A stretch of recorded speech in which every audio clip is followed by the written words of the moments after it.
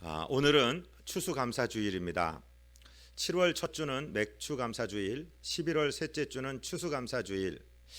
나는 농사 안 짓는데 무슨 보리추수 감사를 하고 농사도 안 짓는데 무슨 쌀추수, 밀추수를 감사를 합니까? 라고 물으실 수 있겠지만 이것은 추수에 대한 감사가 아니라 7월 첫째 주에 드리는 맥추감사주일은 1년의 전반기를 되돌아보며 하나님께 감사하는 것이고, 또 이 추수감사주일은 올 한 해 베풀어 주신 우리 주님의 은혜를 생각하며 감사를 드리는 것입니다.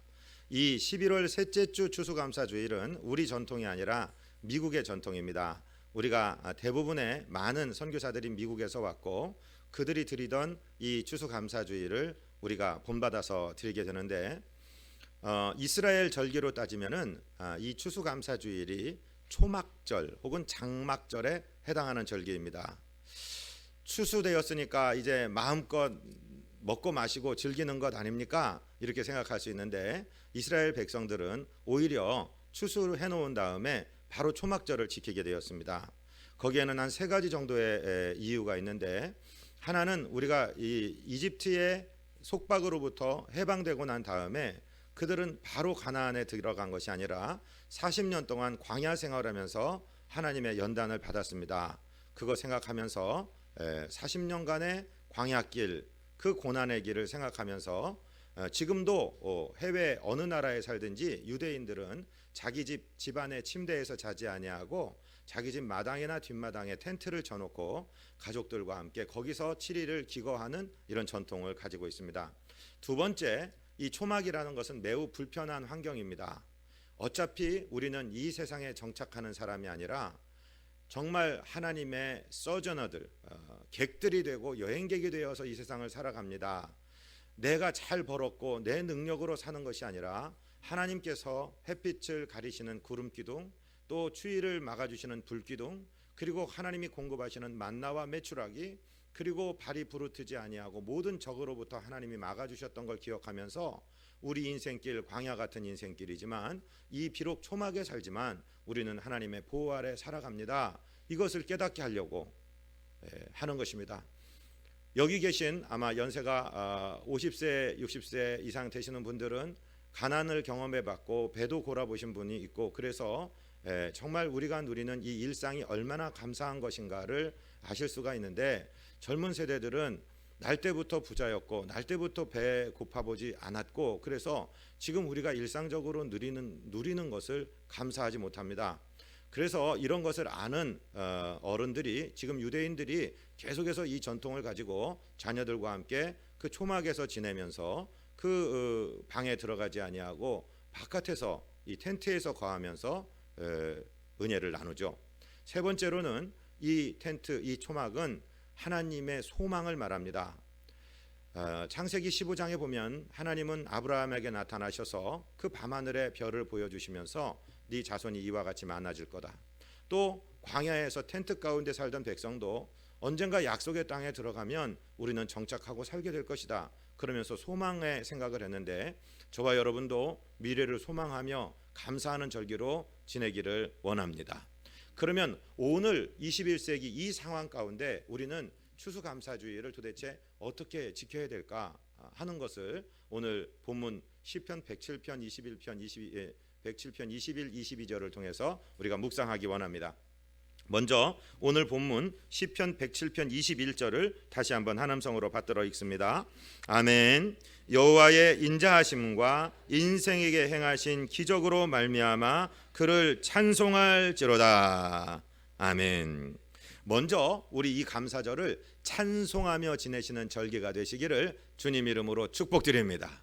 하나님께서 우리에게 베풀어 주신 모든 것 생각할 때 감사해야 되는데요, 이 감사하고 찬송하는 것은 우리가 싫든 좋든 해야 되는 인간의 본분입니다. 하나님이 이것을 목적으로 우리 인간을 만들어 주신 것입니다. 그렇기 때문에 당연히 찬송하는 것입니다. 무엇이든지 자기가 창조된 목적대로 사용받는 것은 아름답습니다.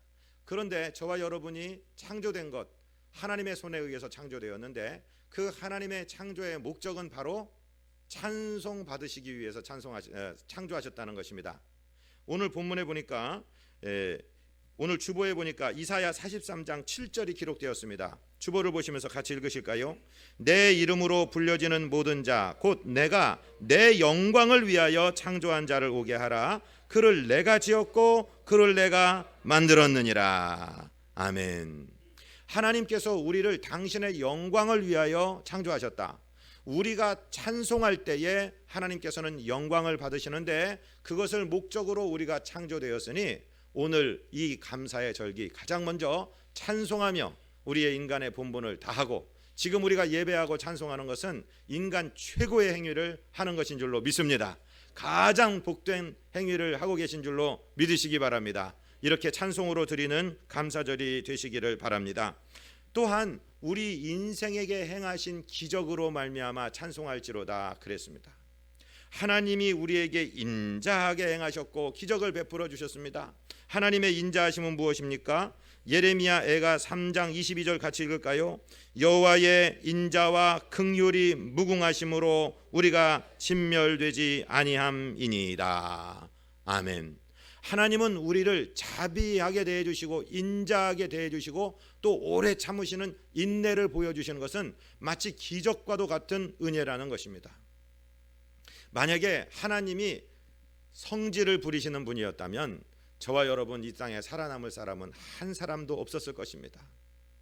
우리는 어저께 파리에서 일어난 테러 사건, IS의 그 극악무도한 사건을 보면서 정말 가슴이 무너져 내리고 또 정말 말할 수 없는 아픈 일들과 거역과 대적과 반항의 일들을 바라보면서 우리는 가슴을 칩니다. 그러면서 우리가 쉽게 하는 말이 그냥 죽여라, 그냥 발포해라, 막 사살해라 이런 생각이 막 들지 않습니까? 그런데 만약에 저와 여러분을 향해서 하나님이 그런 마음을 가지셨다면, 하나님의 마음에 자비와 인내하심이 없었더라면 우리는 진멸되었을 것이다. 그래서 예레미야 애가 3장 23절에서 그렇게 예레미야는 노래하고 있었어요. 하나님의 긍휼, 그 인자하심이 무궁하심으로, 끝이 없으심으로 우리가 진멸되지 않았습니다. 이것이 날마다 내게 새롭습니다. 아침마다 새롭습니다. 아침에 일어날 때 여러분 어떻게 일어나십니까? 하나님, 지난 범에라도 됐다, 이제 그만 살아라, 오거라. 그러면은 우리가 하나님 앞에 있을 텐데, 오늘 내 코에 하루의 호흡을 넣어주신 것은 오늘 나를 참아주시고 인내해 주시고 하루 더 자비를 베푸시고 인자함을 더하셔서 우리를 진멸시키지 않고 살려주시는데, 아침마다 이 은혜가 새롭지 않습니까? 그것을 인하여 찬송하라고 말씀하고 있습니다. 또 인생에게 행하신 기적을 인하여 찬송하라고 말씀하십니다. 이사야 51장 1절을 우리 같이 읽습니다.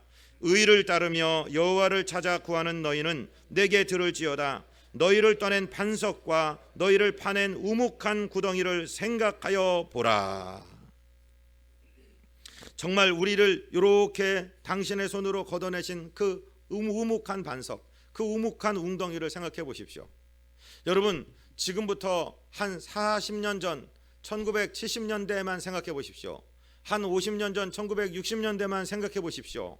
지금 우리가 살고 있는 이 세상은 우리의 상상 속에도 없었습니다. 정말로 울밑에선 봉선화 같은 민족이었습니다. 하나님께서 은혜 베풀어 주셨습니다. 최근에 이제 그 독일 사람이나 또 미국 사람이나 우리나라에 1900년도부터 시작해서 우리나라에 들어왔던 선교사들이 자신들이 찍어갔던 사진들을 그 후손들이 공개하기 시작합니다. 독일 사람들이 1910년대 20년대를 평양거리를 찍은 것을 보면 정말 기가 막힙니다. 깜깜합니다. 모든 집들이요, 그 땅의 높이나 집의 높이나 거의 비슷합니다. 그때까지 한양도성에는 하수도 시설이 없었습니다. 그저 모든 분뇨, 모든 쓰레기 자기 집 앞에 그냥 버리는 것이었습니다. 정말로 비참했습니다. 정말로 가난했습니다. 그리고 탐과 놀이들은 모든 것 다 뺏어가고 당파 싸움하기 시작하고, 일본 사람들이 와서 군홧발로 밟고 지날 때도 꼼짝 못하고 당하고 있어야만 되는 민족이 바로 우리 민족이었습니다. 그때 선교사들이 복음 전하고 그때 생명이 들어오기 시작했는데, 불과 1세기 정도 지나고 나서 지금 이 나라는 세계에서 11번째, 12번째 잘 사는 나라가 되었습니다. 하나님의 기적적인 은혜입니다. 정말로 기적과 같은 은혜입니다. 사랑하는 우리 자녀들이여, 2학년 3학년 우리 20대 30대들이시여, 헬 조선이라는 얘기 하지 마십시오. 여러분, 외국에 나가서 살아보지 않았기 때문에 그런 소리 합니다. 우리가 지금 누리고 있는 이 모든 것이 당연한 것이라고 생각하십니까? 절대로 그렇지가 않습니다. 여러분의 부모, 여러분들의 할머니, 할아버지들이 피땀 흘리고 기도하고 정말 그 선대들이 목숨 걸고 피 흘려 지킨 복음 때문에 우리나라가 이만큼 살게 된 건 줄로 믿으시고 감사하시기를 바랍니다.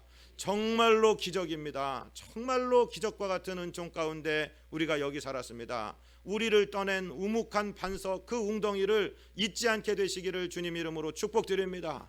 아시아에 가보면 그거 확실하게 알 수 있어요. 아프리카에 가보면 확실하게 알 수 있어요. 여러분, 지금 내가 누리는 풍요를 그저 당연한 것으로 절대로 생각하지 마십시오. 사진이나 동영상에 나오는 이북의 형편만 봐도 그 1970년대 초반까지는 이북이 더 우리보다 잘 살았습니다. 더 자원도 많았습니다. 여러분, 그것을 기억하시고 정말 이 땅에 대해서 조상을 허락하신 하나님께 대해서 감사하시기를 바랍니다. 우리 위에 눈물을 흘리며 기도한 부모님과 할아버지 할머니들이 계셨다는 사실에 대해서 감사하시기를 바랍니다. 기적 중의 기적은 바로 내가 얻은 구원이 기적입니다. 정말 브레이크 고장난 열차가 내리막길을 지옥불을 향해서 달려가는 것 같은 내 인생, 예수 그리스도께서 십자가로 막아주시고 내 손으로 지은 죄 때문에 그 손에 못이 박히고 내 머리로 사상으로 지은 죄 때문에 그 머리에 가시면류관을 쓰시고 보혈을 흘리시고 내 발로 갈 때 못 갈 때 다니며 지은 죄 때문에 그 발에 못이 박히시고 내 가슴으로 지은 죄, 내 원한으로 지은 죄, 내 마음의 모든 원망과 불평으로 지은 죄 때문에 그 가슴에 창을 맞아 저와 여러분을 씻어주시고 깨끗하게 하시고 하나님의 자녀로 삼아주신 이것은 기적이라고밖에 표현할 수가 없습니다. 다른 어떤 종교에서도 말하지 않는 기적. 어떻게 내가 지은 죄를 내가 책임져야지, 내가 지은 죄를 하나님의 아들이 대신 갚으십니까? 우리가 상상할 수 없는 은혜, 이 기적의 은혜를 저와 여러분은 받았기 때문에 이것을 인하여 하나님께 감사하시고 찬송하게 되시기를 주님 이름으로 축복드립니다. 두 번째, 우리가 감사절을 어떻게 지켜야 되느냐? 오늘 22절에서 말씀하고 계십니다. 22절을 다시 읽습니다. 감사제를 드리며 노래하여 그가 행하신 일을 선포할지로다. 아멘. 감사제를 드리며, 감사의 제사를 드려라. 절기를 좇아서 하나님께 감사하는 예물을 드리고 몸을 드리고 정성을 드리고 예배하라. 주님 말씀하시는 것입니다.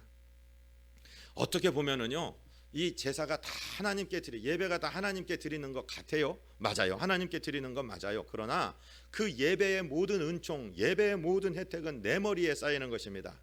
내가 받는 것입니다. 여러분, 시편 50편 14절 15절은 뭐라고 말씀하고 계십니까?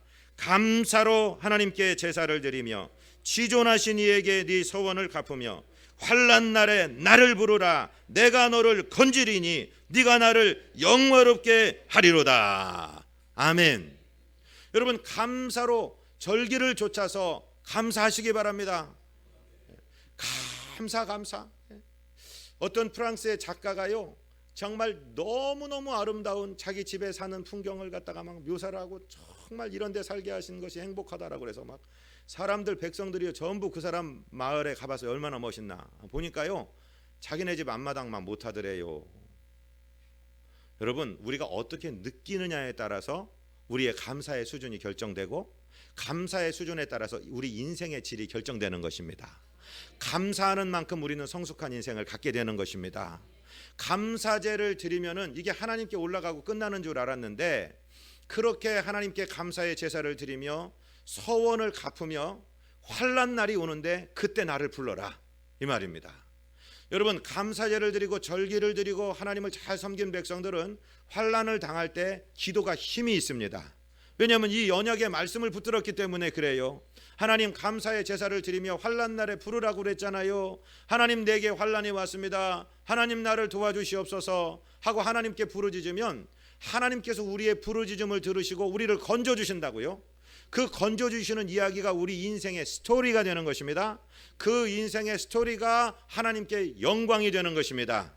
여러분, 감사의 제사는 하나님께 드리는 건 맞습니다만은 그 감사의 제사는 바로 나를 위한 제사인 줄로 믿게 되시기를 주님 이름으로 축복드립니다. 절기를 쫓아서 감사하게 되시기를 주님 이름으로 축복드립니다. 세 번째는 우리가 이렇게 하나님께 예배하고 하나님을 섬기는 모습 자체가 그것이 하나님을 선포하는 것입니다. 믿지 않는 사람들에게 하나님을 섬기는 모습을 보여주는 것 자체가 그들에게 하나님의 구원을 선포하는 것이라 이 말씀이죠. 우리가 읽은 본문 22절에 보면 감사제를 드리며 노래하며 그의 행하신 일을 선포할지로다 그랬는데요, 선포한다는 것이 무엇이냐? 우리는 제사장입니다. 여러분, 구약 성경에는 이스라엘 백성 중에 아무나 제사장을 하는 것이 아니고요, 12지파 중에서 셋째 아들 레위 지파의 사람들만 제사장 할 수 있어요. 또 레위 지파라고 해서 아무나 하는 게 아니라고 아론의 가문에 속한 남자들만 제사장이 되었습니다. 그러니까 하나님의 특별하신 선택함을 받은 사람들입니다. 그런데 제사장이 하는 일이 무엇입니까? 제사장, 그거 짐승을 잡아서 제물로 드리는 일을 하는 것 아닙니까? 맞습니다. 그런데 정말로 짐승 잡아서 하나님께 태워드리는 그 일만 하는 것이 제사장이라면 제사장보다 오히려 도축업자들이 훨씬 더 그 일을 잘할 수 있지 않겠습니까? 그런데 왜 특별한 가문의 특별한 사람들만 뽑아서 제사장 되게 하셨느냐? 제사장이라는 것은 그렇게 하나님을 예배함으로써 다른 모든 이스라엘의 다른 지파들에 대해서 또 세상 모든 사람들에 대해서 하나님을 사랑하고 하나님을 섬기는 모범을 보이는 샘플이 되는 것입니다. 저와 여러분이 예배하는 모습 자체, 절기를 드리는 모습이 세상에 대해서는 하나님의 사람들이 살아가는 모습을 선포하는 것입니다. 여러분, 부활절이 되면 교회에서 계란을 받아가서 내가 먹을 걸 이웃집에게 줍니다. 계란 하나, 그거 몇 푼 안 하는 것입니다. 계란을 주는 것이 아니라 부활하신 예수님을 선포하는 것입니다.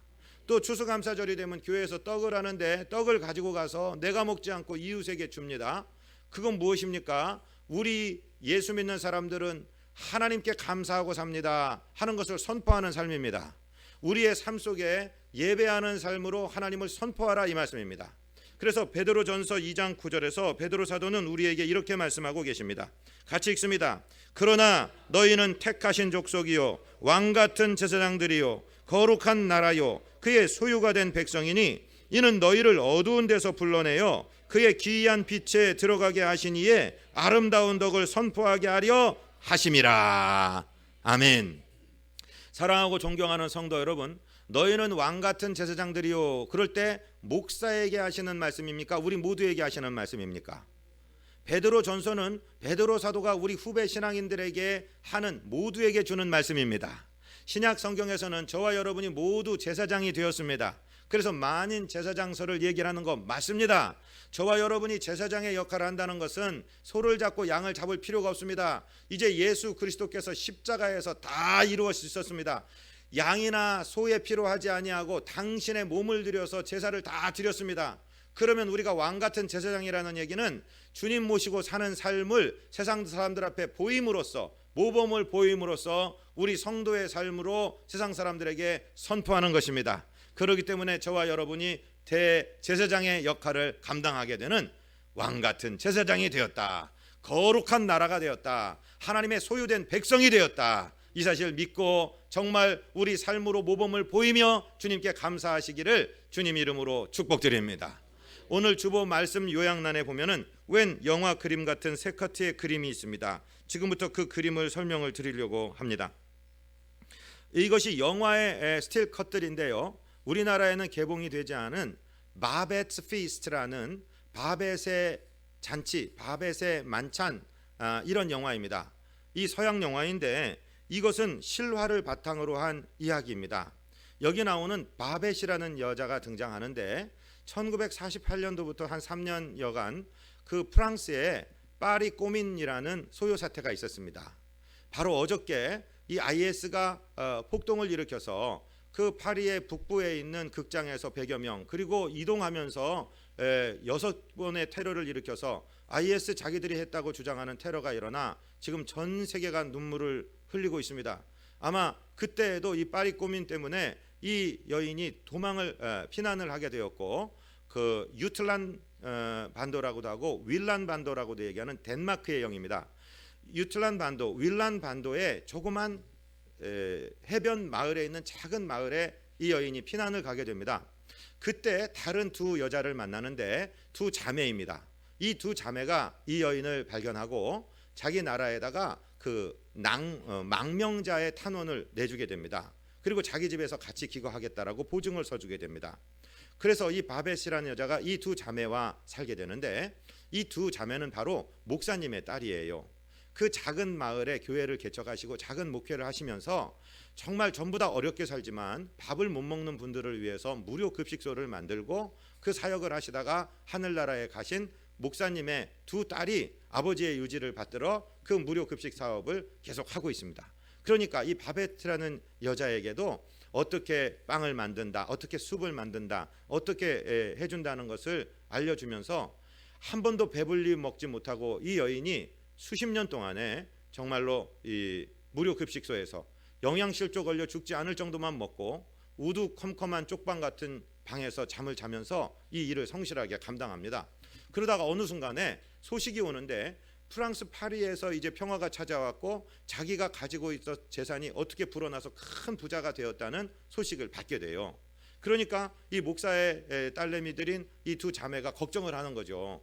이제는 이 사람이 자기 돈을 얻었으니까 고향으로 돌아가서 우리를 버리고 살겠구나 이렇게 생각 걱정하고 있는데 오히려 이 바벳이라는 여자가 프랑스에 연락을 해서 그 모든 재산을 다 처분해서 주문을 합니다. 뭘 주문하냐면 최고의 차이나웨어, 이 도자기들, 그리고 크리스탈로 만드는 식기들 이런 거를 주문을 하고 최고의 식재료들, 최고의 고기, 최고의 향신료, 최고의 밀가루, 최고의 생선 이런 것들을 프랑스에서 가져오는 거예요. 그리고 이 여자가 준비를 해갖고 그 전체 마을 사람들을 모아서 아주 귀한 파티를 준비하는데 그 파티가 뭐냐? 돌아가신 목사님의 100세 생일 되는 날이에요. 그날에 그 마을 전체를 불러서 이 여인이 자비로 부담을 해서 잔치를 하나를 만듭니다.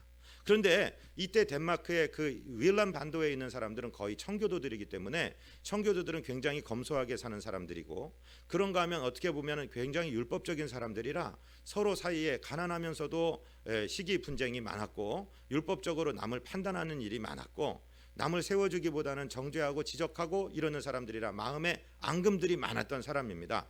그러면서 이 여인이 초청을 하니까 우리가 이 그 바베트의 마음을 받아주긴 받아주되 우리가 그것을 즐기지는 않을 거야. 이렇게 각자 각오를 하고 그 파티 장소에 도착을 합니다.